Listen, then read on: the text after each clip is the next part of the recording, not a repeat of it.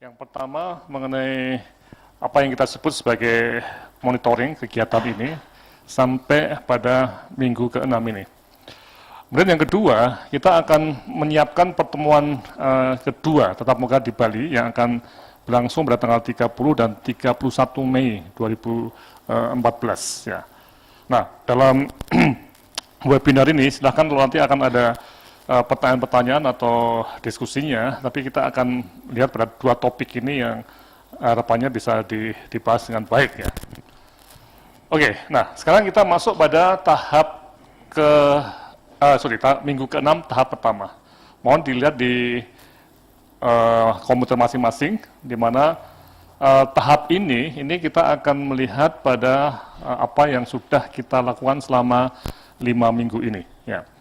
Jadi kalau kita lihat 5 minggu ini kita telah mencoba untuk mengembangkan diri atau program eksekutif ini berusaha membahas salah satu dari berbagai sifat kepemimpinan dekan yang bisa dilihat dalam gambar di situ, di mana seorang dekan itu diharapkan mempunyai sifat bisa memberikan arah, ya, kemudian merupakan pribadi yang berkarakter, dan ini jadi satu inti dari kepribadian dekan. Kemudian menggerakkan komitmen orang lain dan memicu kemampuan organisasi. Nah, keempat hal ini yang akan jadi satu semacam proses yang akan kita lihat selama sekitar mungkin 2-3 bulan ke depan ya. Jadi arah tadi, jadi arah di sini. Kemudian pribadi yang punya karakter, ya. Kemudian memicu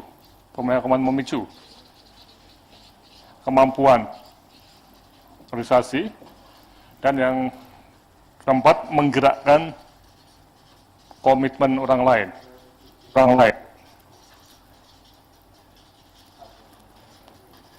Nah, selama 5 minggu ini kita konsentrasi pada di sini, memicu kemampuan organisasi, dan di situ juga Anda bisa melihat ada beberapa pilihan yang saat ini. Nomor 1, saya sebagai dekan sama sekali tidak mempunyai sifat memicu kemampuan organisasi fakultas yang saya pimpin. Ya, jadi saya tidak bisa menggerakkan, tidak bisa memicu kemampuan. Sementara di nomor 4 atau ekstrim yang lainnya, saya sebagai dekan sangat mempunyai sifat memicu kemampuan organisasi fakultas yang saya pimpin. Jadi ini satu hal yang diharapkan ya. Nah, coba sekarang bagaimana analisis diri Anda sendiri, coba Anda bisa diskusikan. Mungkin kalau ada yang mau, silahkan mau berhenti di sini untuk bertanya atau mengajukan komentar mengenai apa yang disebut sebagai sifat kepemimpinan dan juga apa yang kita sebut sebagai cek mingguan. Anda punya waktu nggak untuk menggerakkan lembaga? Nah, selama 5 minggu ini, coba kalau kita turun lagi, cek mingguannya ya, kita turun lagi. Ya. Jadi, nah ini yang menarik ya. Jadi, ketika kita melihat kemampuan untuk memicu kemampuan organisasi tadi ya, ini memang kita harus bisa menilai diri kita sendiri, dan itu juga bisa kita lihat dalam tabel yang ini ya, cek mingguan yang sering kita lakukan, di mana ada situasi yang ada, dan di sini adalah kita akan melihat sebagai dekan kita bagaimana. Ya. Misalnya sebagai dekan, saya berniat untuk mengembangkan kelompok kerja dalam PPI ini. Ya. Ya, saya sebagai dekan mempunyai waktu untuk mengembangkan kelompok kerja dalam PPI ini. Sekali lagi, ini untuk memicu kemampuan organisasi. Saya sebagai dekan ternyata kesulitan memilih staf yang tepat karena semua dosen sudah sibuk, tidak menganggap penting, dan atau berbagai hal lainnya. Jadi susah untuk membuat semacam kegiatan untuk memicu kelembagaan. Kemudian juga ada keterbatasan Fakultas Kedokteran untuk mendukung kegiatan kelompok kerja termasuk dana, dan ketidaktahuan saya sebagai dekan mengenai cara untuk memberikan dukungan ke kelompok kerja. Nah, ini yang nanti mohon bisa dilihat sebagai cek mingguan dari 1, 2, 3, 4 ini, ya, mana yang cocok situasinya dengan yang Anda rasakan saat ini. Nah, cek mingguan ini kami berharap bahwa dari waktu ke waktu itu Anda berubah dari poin 1 pindah ke 2, 3, dan 4. Jadi tidak statis di 1. Syukur kalau sudah 3 dan 4. Ini yang kami sangat harapkan. Ya. Nah, inilah dari hasil kegiatan minggu lalu itu kita bisa melihat bahwa tantangan apa yang ada di Brigade Garuda itu sangat tinggi ya, termasuk bagaimana para dosen-dosen itu mereka ada enggak yang jadi pemimpin keilmuan, nomor 1 ya. Kemudian bagaimana manajemen residen, ini juga jadi tantangan yang cukup menarik ya, dan itu semua bisa diklik di web ya. Kemudian juga bagaimana dosen sendiri ya nih, itu apakah sudah mempunyai apa yang kita sebut sebagai dosen yang tetap dan tidak tetap yang punya komitmen untuk pendidikan dan penelitian serta pengabdian pada masyarakat ya. Kemudian juga tantangan dalam hal jaminan kesehatan nasional. Nah, nih. Oke, sehingga kita bisa melihat ya bahwa dalam 5 minggu yang lalu kita betul-betul mencoba untuk mengajak Bapak Ibu Dekan untuk bergerak dan dalam kemampuan untuk memicu kemampuan organisasi. Ya, oke. Nah, inilah yang kita lihat pada minggu-minggu yang lalu. Nah, kemudian sekarang kita masuk pada minggu ke-6. Ini minggu yang sangat penting sehingga ada video ini ya, supaya Bapak Ibu semua dapat mengejar atau masuk atau semangat kembali untuk melihat pada apa yang akan dikerjakan minggu ini dan yang mendatang. Nah, tujuan minggu ke-6, kalau kita lihat di komputer ya, itu ada yang pertama adalah tetap melakukan koordinasi dengan berbagai kelompok kerja yang telah melakukan kegiatan mengikuti blended learning. Jadi ada kelompok kerja residen yang sudah selesai, satu yang membahas residen sudah selesai, kemudian ini teruskan dengan masalah dosen, kemudian kelompok kerja 2 yang membahas mengenai jaminan kesehatan nasional, ya. Kemudian nanti pada 1 Mei kita masuk pada pokja ketiga yang membahas mengenai bagaimana internasionalisasi dari perguruan tinggi kedokteran. Nah, ini Anda sebagai dekan diharapkan koordinasi terus dengan berbagai kelompok kerja. Ya. Kemudian minggu ini kita masuk ke modul C. Nah, ini yang jadi sangat menarik ya, karena modul C kita akan mulai masuk pada tidak hanya memicu kemampuan organisasi, tapi Anda juga akan diharapkan bisa mengembangkan mengenai bagaimana Anda sebagai dekan itu dapat memberikan arah bagi lembaga yang Anda pimpin dan juga seluruh stafnya, dan juga bagaimana menggerakkan komitmen orang lain. Nah, ini yang akan kita lihat ya, dan ini yang menarik ya, bahwa pada minggu ini kita akan masuk pada awal dari menyusun atau mereview kembali rencana strategik yang ada di tempat Anda. Ya. Nah, sehingga apa yang dilakukan minggu ini? Kami berangkat dari satu pernyataan yang menarik dari Max Weber, bahwa kita tidak bisa rutin terus ya, karena rutinitas merupakan ancaman sosial terbesar, karena akan meracuni ide-ide, kepemimpinan kita, dan pengambilan keputusan yang independen. Artinya apa nih? Ya, kalau kita lihat PPE ini untuk dekan-dekan yang fakultas kedokteran terakreditasi A. A itu paling baik. Ya. Namun kalau kita lihat predikat ini bisa membuat dekan itu menjadi terlena. Ya. Terlena karena ada kemungkinan ini bukan sebuah posisi yang tinggi sekali, tapi kita akreditasi A itu mungkin masih dalam tahap yang harus bergerak. Atau jangan-jangan kita sudah berada dalam suatu situasi yang declining. Ya, nih. Sehingga kalau kita lihat, coba dalam konteks ini, itu Bapak Ibu Dekan perlu untuk melihat pada teori apa yang disebut sebagai siklus hidup perguruan tinggi. Ya. Di mana ada awal dan ada akhiran. Ya. Nah, apakah fakultas kedokteran yang kita pimpin itu masih berada pada awal, ya, atau sudah berada dalam puncak kejayaannya, ya, atau sudah mulai mundur. Jadi ada suatu siklus yang menarik kalau kita lihat seperti ini.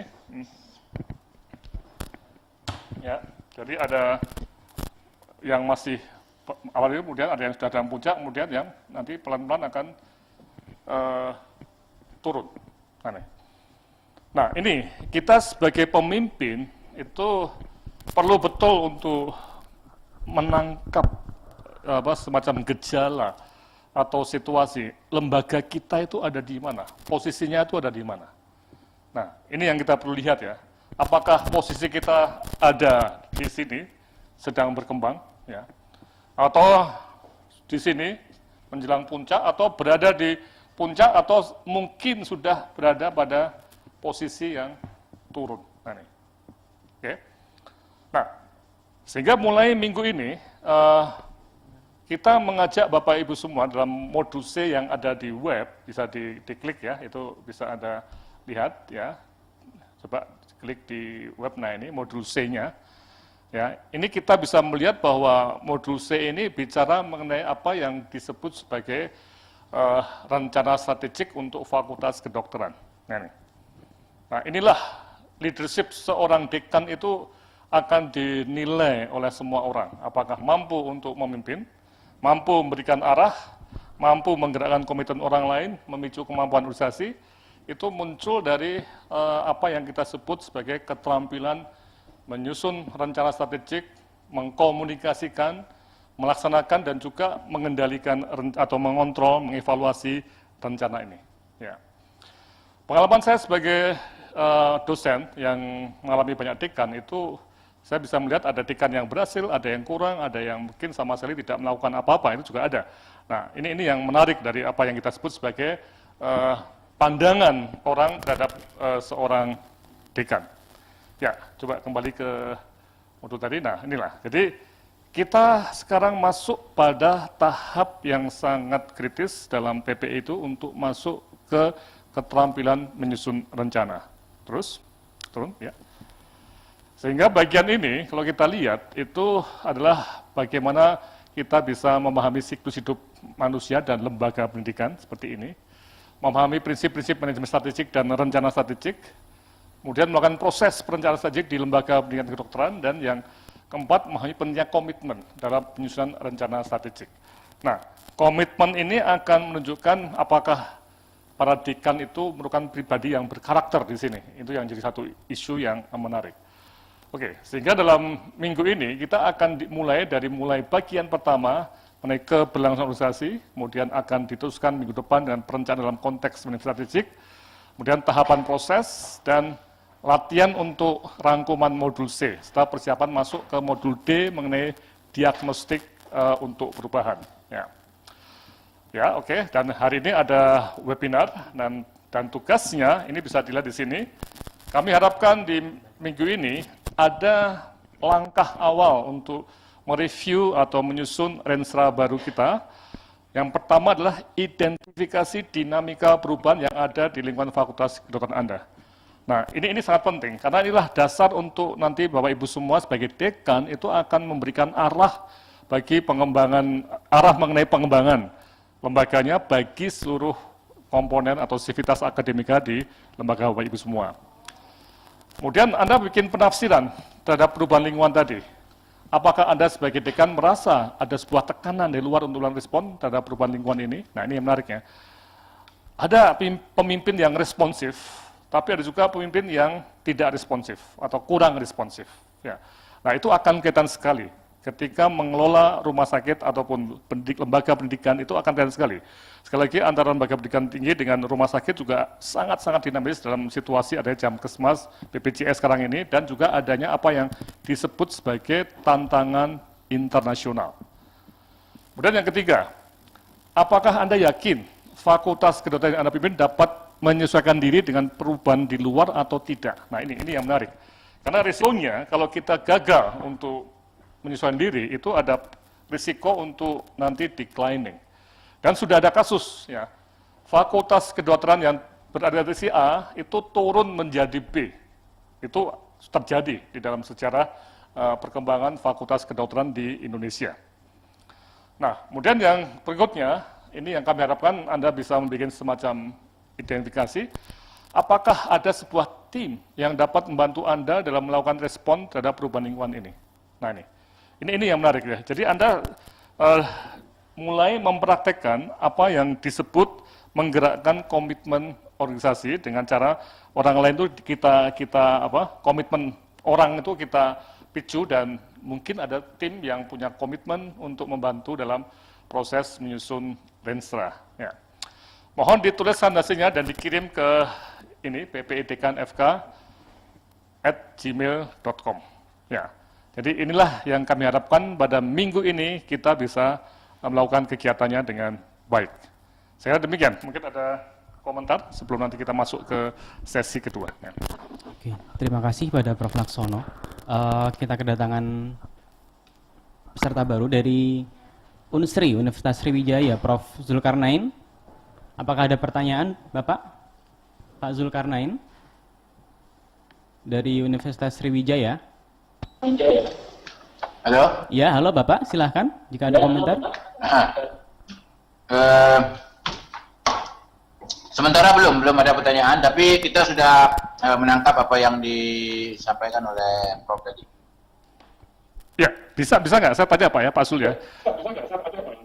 Cuman gambarnya nih agak tidak jelas gambarnya nih Prof ya. Oke, tapi suaranya secara umum menurut saya memang benar, Prof. Terjadi perubahan-perubahan dari apa yang sudah kita tuliskan di Renstra. Jadi memang Renstra itu menurut saya memang perlu untuk di review ulang supaya perubahan-perubahan yang terjadi ini bisa kita masukkan di dalam Renstra kita. Cuman memang ada mekanisme yang harus kita ikuti di fakultas, Prof.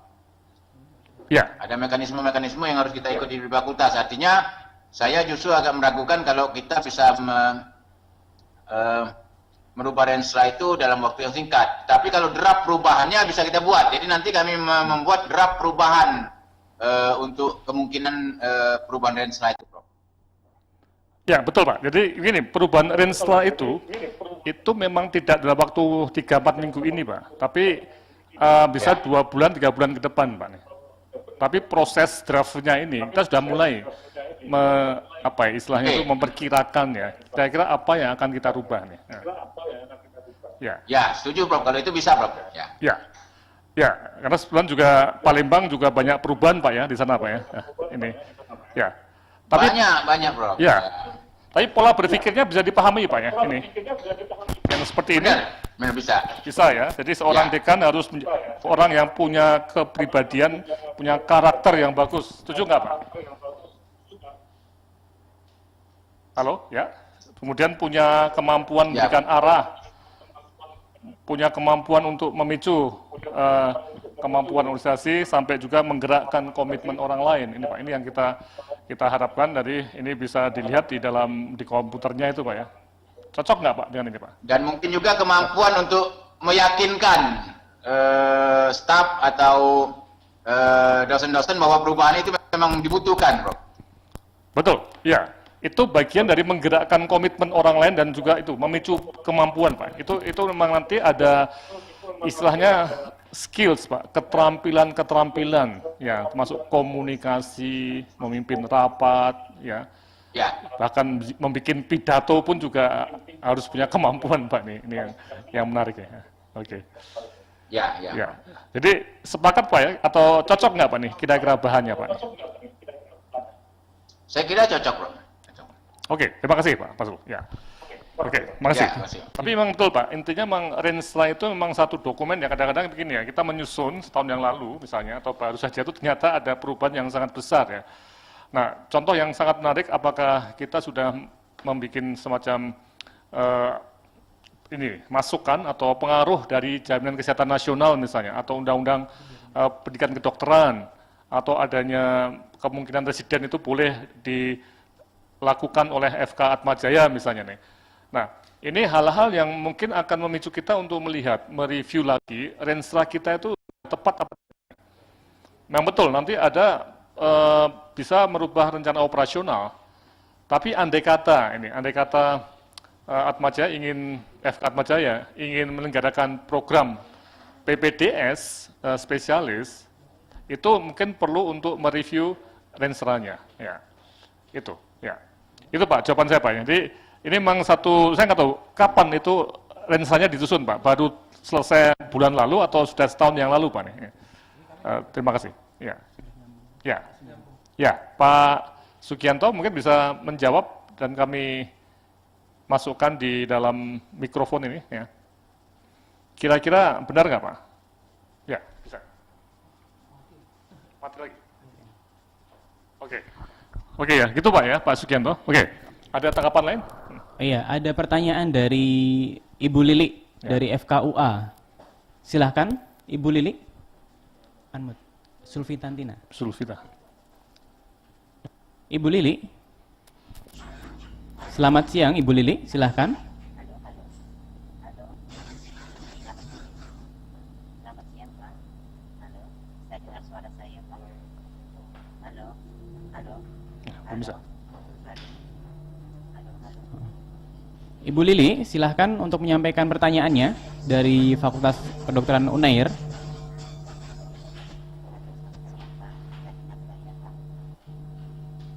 Masih. Iya. Mohon menyampaikan pertanyaan. Ibu Lili, misalnya kesulitan untuk koneksi di sana sedang tidak bagus, mohon bisa pertanyaan lewat chat yang ada di bagian bawah webinar. Oh, dari sana. Oh, silahkan untuk diklik unmute-nya. Ada gambar mikrofon di sana, mohon untuk diklik.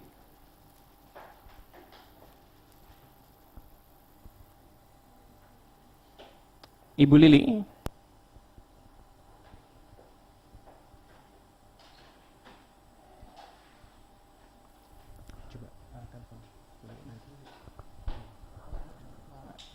Ada pertanyaan dari Bapak Sugianto.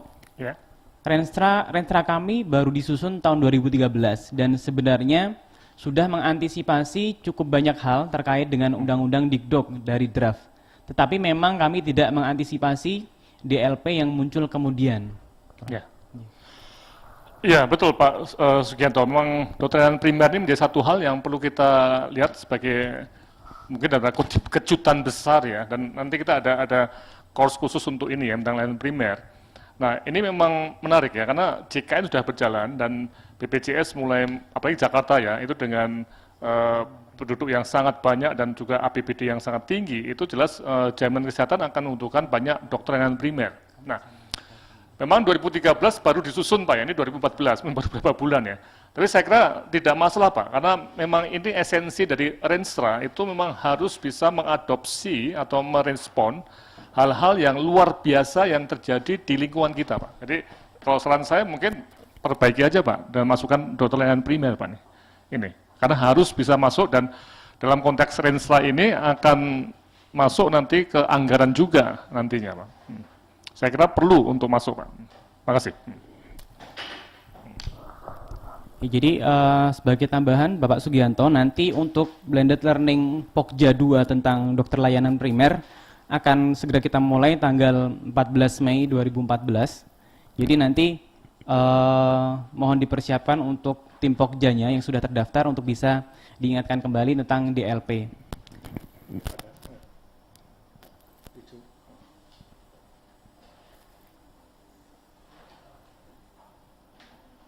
Bisa ya?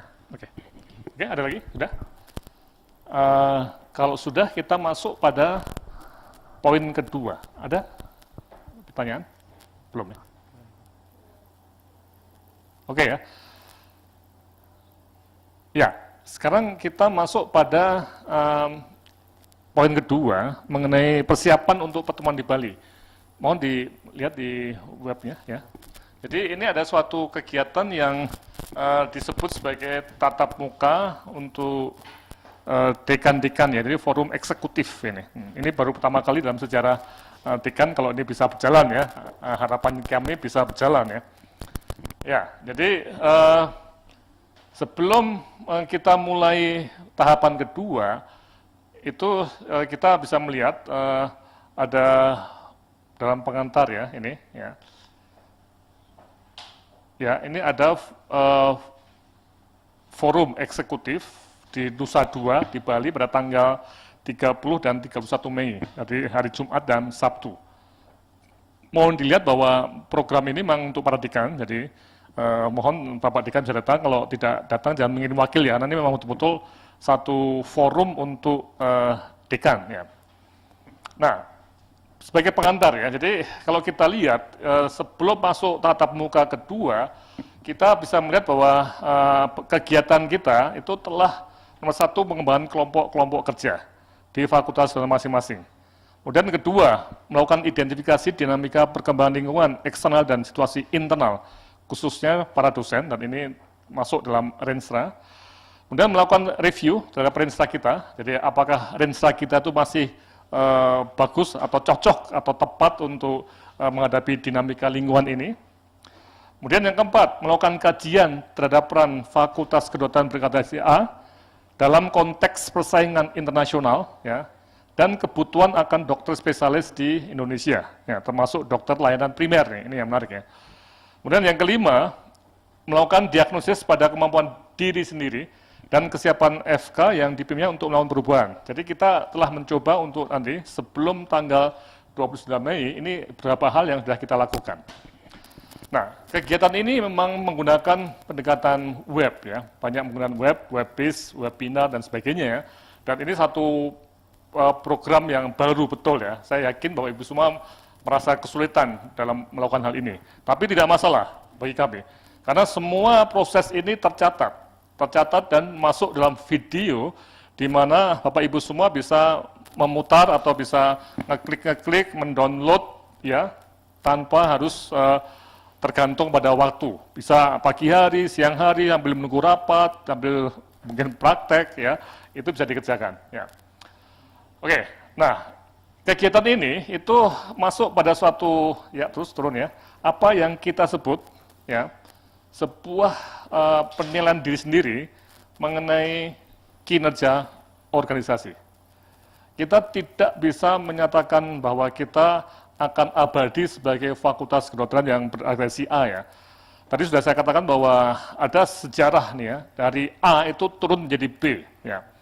Dan mohon dilihat bahwa A itu dalam konteks ukuran untuk Indonesia, bukan internasional. Jadi kita mungkin dalam konteks internasional kita mundur ya.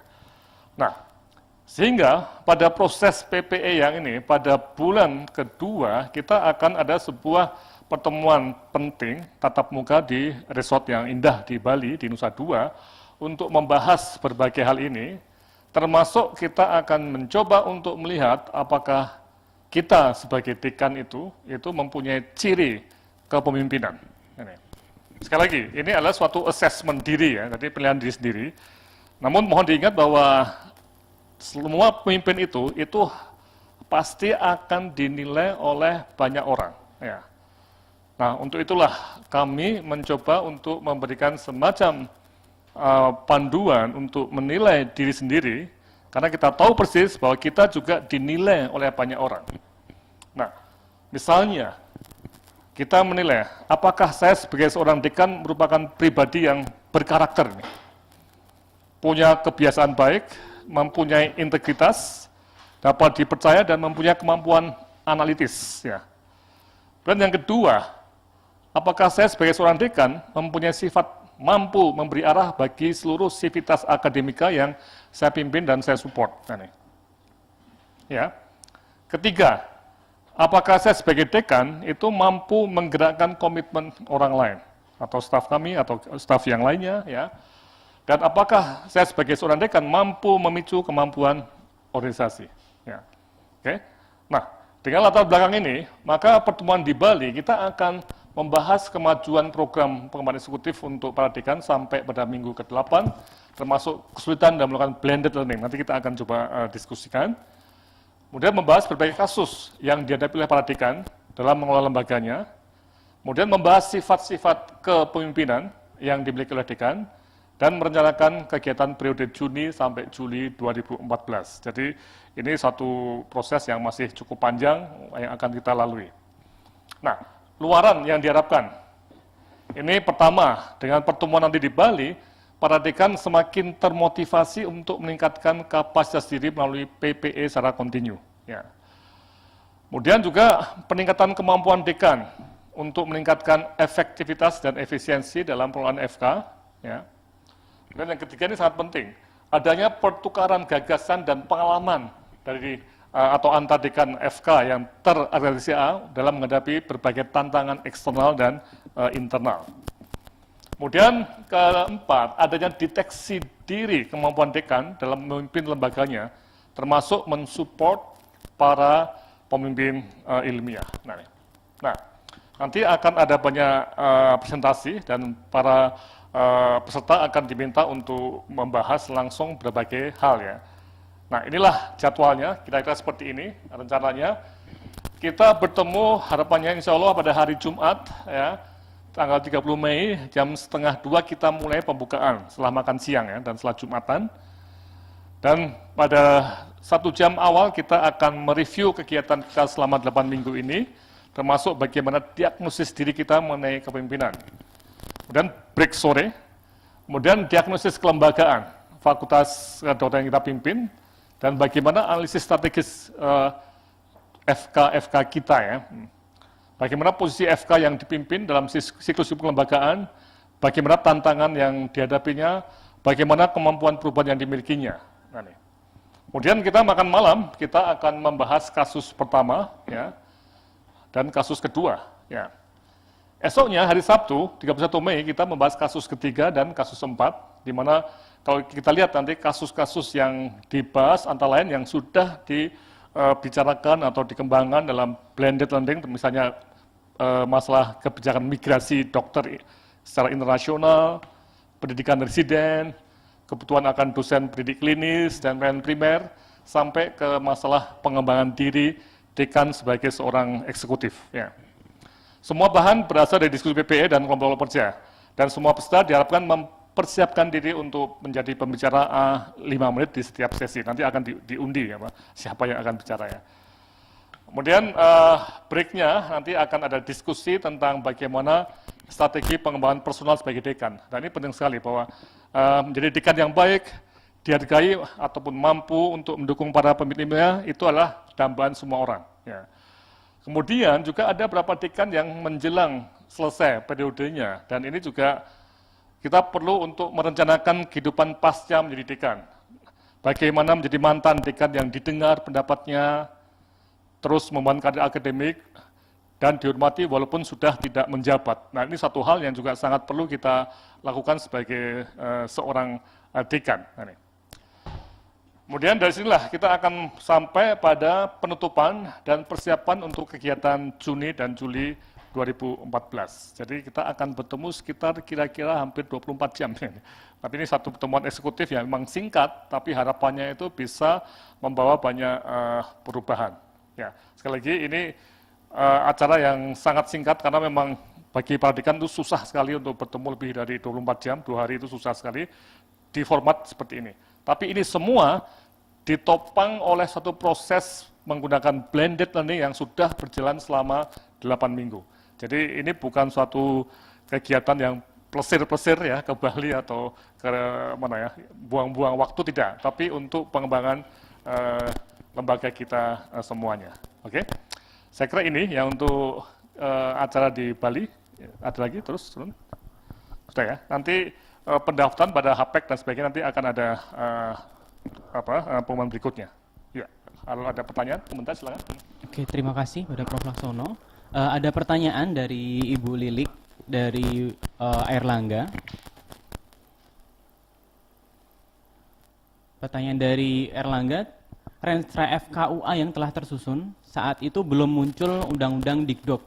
Apa selayaknya dilakukan revisi Renstra saat ini? Bila iya, bagaimana caranya dan bagaimana cara evaluasi terhadap Renstra yang telah berjalan atau berlaku gitu, Prof? Ya, makasih Bu Lili ya. Jadi ini menarik ya, memang Undang-Undang Dikdok itu berlaku pada tahun lalu ya, dan itu memang sebagian atau mungkin juga tidak terduga ya ada undang-undang ini. Nah, untuk itu memang kita perlu merevisi. Nah, cara merevisinya mungkin paling bagus kalau kita kembali tim tadi sudah disinggung ya. FK UNER harus harus membuat tim ya yang bisa mengembangkan itu atau merevisi ini. Bisa terjadi memanggil konsultan juga boleh ya, tapi intinya tim inilah yang akan mereview apa yang terjadi di lingkungan FKUA ini, termasuk adanya Undang-Undang Pendidikan Kedokteran. Nah, dari sinilah kemudian perubahan lingkungan tadi itu perlu kita respon dengan mungkin ada perubahan misi barangkali atau perubahan strategi yang harus dilakukan, termasuk karena ada dokter layanan primer ya. Kemudian juga untuk residen misalnya, jadi residen itu sekarang punya hak untuk dibayar dan sudah kita bahas pada diskusi yang lalu. Jadi Undang-Undang TikTok menetapkan bahwa residen itu wajib untuk dibayar sesuai dengan kompetensinya. Oke, jadi ini banyak hal yang perlu kita lakukan, sehingga saya mungkin ya saran kami adalah direview dan dimodifikasi. Itu Bu Lili, terima kasih.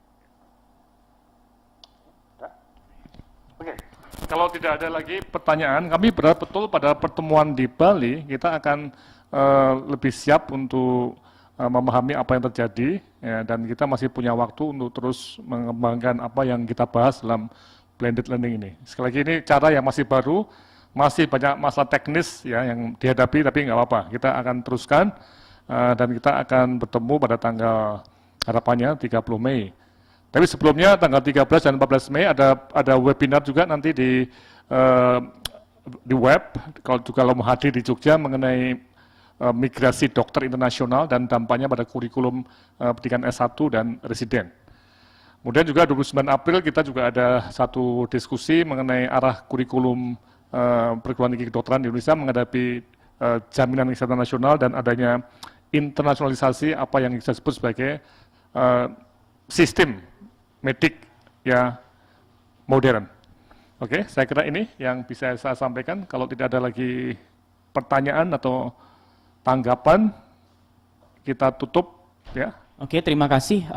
Sekali lagi terima kasih atas kehadiran para peserta semuanya, terutama dari Unsri, kemudian dari Atmajaya, kemudian Universitas Airlangga, Pajajaran, dan Universitas Lampung yang sudah berkesempatan untuk menghadiri webinar pertama untuk PPE Dekan. Dan sekali lagi, bagi para dekan atau peserta yang hari ini tidak bisa berkesempatan untuk ikut, nanti notulensi dan videonya akan segera kami upload di website www.pendidikankedokteran.net. Kemudian ada beberapa informasi penting bahwa untuk Pokja internasionalisasi lembaga akan segera dimulai pada tanggal 1 Mei 2014. Jadi untuk minggu pertama nanti kita akan mengidentifikasi dan memahami peraturan-peraturan baik itu regulasi internasional maupun nasional terkait persiapan menghadapi AFTA 2015. Kemudian untuk Pokja 2, dokter layanan primer, pembahasan untuk dokter layanan primer akan segera kami mulai pada tanggal 14 Mei 2014. Jadi mohon untuk dipersiapkan untuk Pokja 2. Selain itu, tanggal 13 dan 14 Mei 2014 akan ada seminar internasional postgraduate untuk Health System and Policy. Di sana juga akan kita adakan webinar, sehingga bagi yang tidak berkesempatan hadir di Yogyakarta, itu bisa mengikuti lewat webinar dan streaming. Dan sekali lagi untuk tanggal 30 dan 31 Mei, karena itu termasuk minggu yang padat, mohon para dekan untuk segera memesan tiket, karena diperkirakan akan penuh ya, karena di situ akan banyak sekali hari libur. Jadi mohon untuk dipersiapkan untuk pertemuan tatap muka kedua tanggal 30 sampai 31 Mei 2014 di Nusa Dua, Bali. Itu saja, terima kasih sekali lagi. Info selanjutnya akan kami kirimkan melalui email ppe.dekanfk@gmail.com. Begitu saja. Wassalamualaikum warahmatullahi wabarakatuh. Ya, makasih.